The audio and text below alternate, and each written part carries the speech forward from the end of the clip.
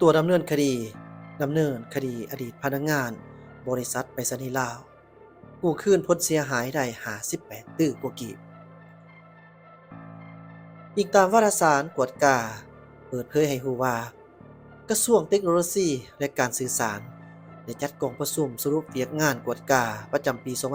2024 ในวันที่ 28 เมษายน 2025 ที่ผ่านมา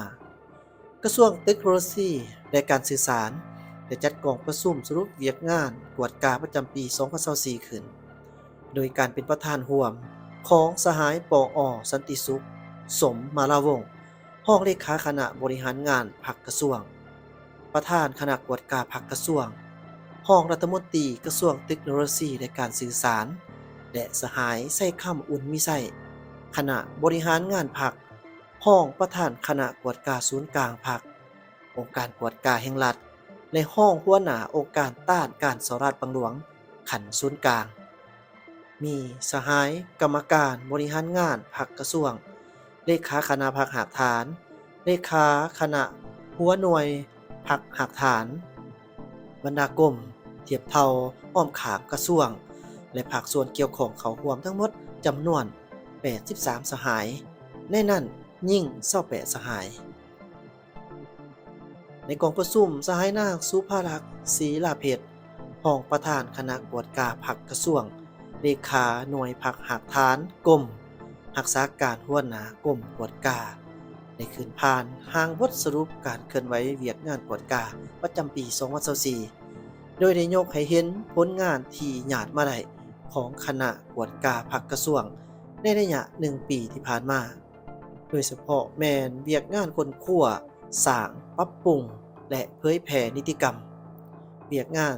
ติดตามกวดกาพรรคเวียกงานปรับปรุงกงจักการจัดตั้ง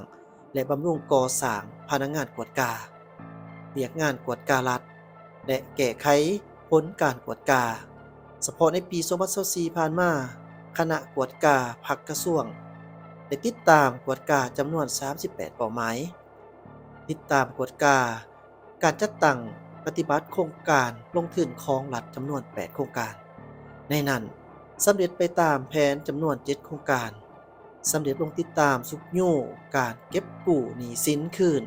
และการดำเนินคดีต่อพนักงานของบริษัทไปรษณีย์ลาวจำกัดเก็บกู้ผลเสียหายคืนจากยอดยกมาต้นปี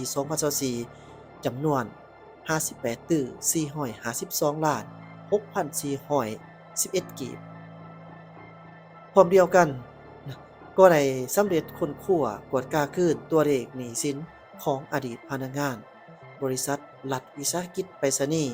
สาขาเซกองในเมื่อก่อนจำนวน29เป้าหมายตัดสินแล้ว13เป้าหมายเสียชีวิต1เป้าหมายตนนี้1เป้าหมายและยังบ่ทันได้ตัดสินจำนวน14เป้าหมายนอกนั้นยังได้มอบเครื่องของกลางคดีให้กองปฏิบัติคำตัดสินของศาลประจำนครหลวงตามคำพิพากษาของศาลจำนวน2ครั้งเหลือนำไปขายมาใส่หนี้คืนสถาบันเงินฝากของบริษัทไปรษณีย์และเวียกอื่นๆสำหรับแผนเวียกจุดซุ้มปี 2025 คณะกวดกาพรรคกระทรวงแม้นจะสืบต่อปฏิบัติบรรดาหนาเวียกที่ขังค่าและแผนเวียกจุดซุ่มที่ได้กำหนดไว้ในปี 2025 ในพิธียังได้รับฟังการเผยแพร่เสื่อมซึม4เอกสารสำคัญที่ติดพันกับเวียกงานกวดกาโดยคณะกรมกวดกาและบทโอรมของสหายคำพันธ์พรหมทัตกรรมการกรมการเมืองศูนย์กลางพรรค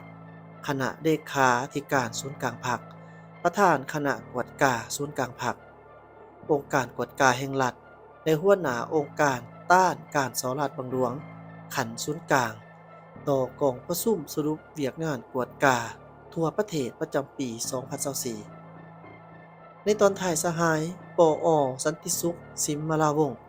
ได้มีคำเห็นโอ้ร่วมต่อพนักงานและผู้เฮ็ดเวียกงานกวดกาทุกสหายจงเพิ่มทวีเสิร์ชสู้ความรับผิดชอบการเมืองของตนดังคำขวัญที่ว่ากวดกาทั่วถึงเลิกเซิงโปร่งใสแก้ไขปัญหาถูกต้องเด็ดขาดทันการและเป็นธรรม เอาใจใส่ศึกษาอบรมให้สมาชิกพรรคพนักงานรับรู้เข้าใจเกี่ยวกับภัยอันตรายของการสอราชบังหลวงต่อบุคคลการจัดตั้งและต่อประเทศชาติเพิ่มทวีความรับผิดชอบนำพาสี่นำเวียกคนขั้วแก้ไขคำร้องคำเสนอของสมาชิกพรรคพนักงานและพลเมืองเสริมขยายความรู้ความสามารถทางด้านทฤษฎีการเมืองการปกครองความรู้ความสามารถทางด้านวิชาการของพนักงานพร้อมทางเพิ่มทวีแบบแผนการนำพาและวิธีเฮ็ดเวียกตามหลักการร่วมศูนย์ประชาธิปไตยอย่างเข้มงวดนอกจากนั้นวารสารกวดกาศูนย์กลางภาคและองค์การกวดกาแห่งรัฐยังได้จัดกองประชุมเผยแพร่ขอตกลงว่าโดยการสะสางรถลัดฉบับเลขที่169/นยในตอนเสาร์ของวันที่6พฤษภาคม2025คณะกวดกาศูนย์กลางภาคและองค์การกวดกาแห่งรัฐก็ได้จัดกองประชุมเผยแพร่ขอตกลงว่าโดยการสะสางรถลัดฉบับเลขที่169/นยลงวันที่28ธันวาคม2023โดยให้เกียรติเป็นประธานโดยทานวีไลวรรณบุตรดาคำกรรมการสำห้องศูนย์กลางภาคห้องประธานคณะกวดกาศูนย์กลางภาคและองค์การกวดกาแห่งรัฐมีบรรดาทานห้องประธานคณะกวดกาศูนย์กลางภาคและองค์การกวดกาแห่งรัฐหัวหน้าห้องการบรรดาทานหัวหน้ากรมห้องกรมพร้อมด้วยพนักงานบำนาญผู้ที่นำใส่รถลัดเข้าร่วมในกองประชุมทานสมบูรณ์แกนประเสริฐห้องหัวหน้ากรมคุ้มครองทรัพย์สินแห่งรัฐจากกระทรวงการเงินได้ให้เกียรติเผยแพร่ลำดับว่าด้วยรถของรัฐฉบับเลขที่599/นบลงวันที่29กันยายน2021และขอตกลงว่าโดยการสะสางรถลัดฉบับเลขที่169/นยลงวันที่28ธันวาคม2023ซึ่งทานได้อธิบายในแต่ละมาตราอย่างละเอียดจักแจ้งเพื่อเฮ็ดให้ผู้ที่นำใส่รถลัดรับรู้เข้าใจเพื่อนำไปจัดตั้งปฏิบัติอย่างถูกต้องและเข้มงวดจากนั้นตั้งหน้าแผนกคุ้มครองทรัพย์สินจากห้องว่าการสำนักงานนายก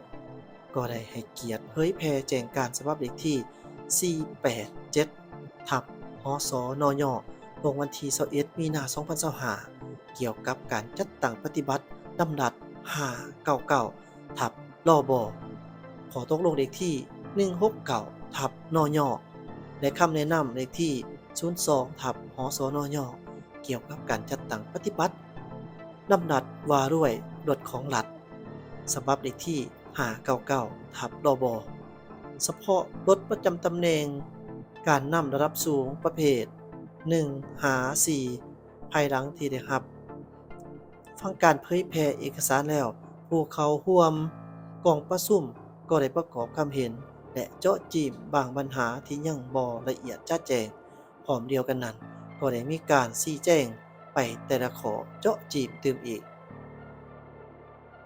ตอนท้ายของกองประชุมทานวิไลวรรณบุตรดาคำก็ได้ให้เกียรติมีคำเห็นโอล่ม